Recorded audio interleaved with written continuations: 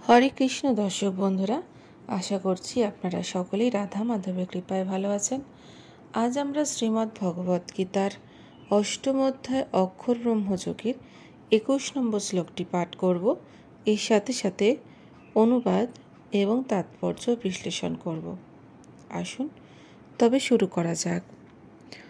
অব্যক্ত অক্ষর ইতি উক্তঃ তম আহু পরমং গতিম ইয়ং প্রাপ্য না নির্বন্তে তদ্ধং পরমং মম। অনুবাদ: সেই অব্যক্তকে বলা হয় অক্ষর। সেটি সমস্ত জীবের পরমাগতি। কেউ যখন সেখানে যায় তখন আর তাকে এই জগতে ফিরে আসতে হয় না। সেটি আমার পরম ধাম।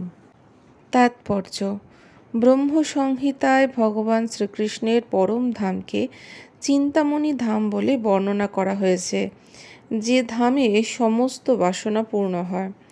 গোলক বৃন্দাবন নামক ভগবান শ্রীকৃষ্ণের পরম ধাম চিন্তামণি দিয়ে তৈরি প্রাসাদে পরিপূর্ণ। সেখানকার গাছগুলি কল্পতরু, যা ইচ্ছামাত্র আকাঙ্ক্ষিত খাদ্যদ্রব্য দান করে। সেখানকার গাভীগুলি সুরভি, যারা অপর্যাপ্ত পরিমাণে দুগ্ধ দান করে।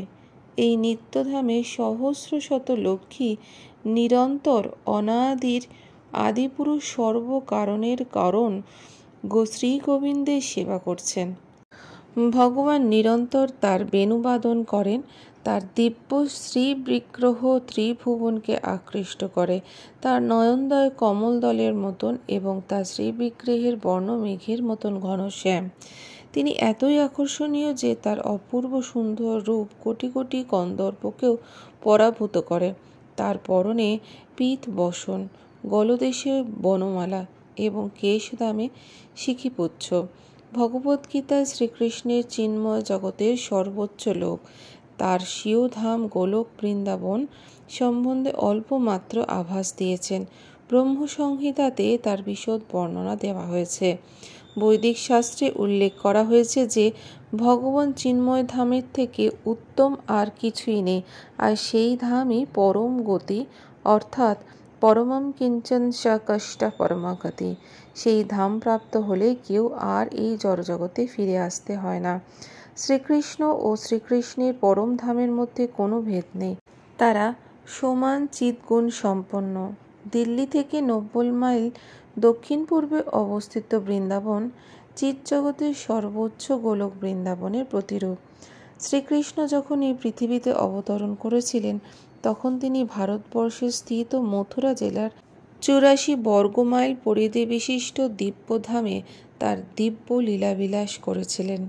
তাহলে দর্শক বন্ধুরা, এই ছিল আমাদের শ্রীমদ্ ভগবত গীতার ৮ম অধ্যায় অক্ষর ব্রহ্মযোগের ২১ নম্বর শ্লোকের তাৎপর্য।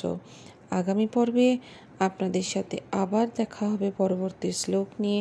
আপনারা ভালো থাকুন, সুস্থ থাকুন। রাধে রাধে।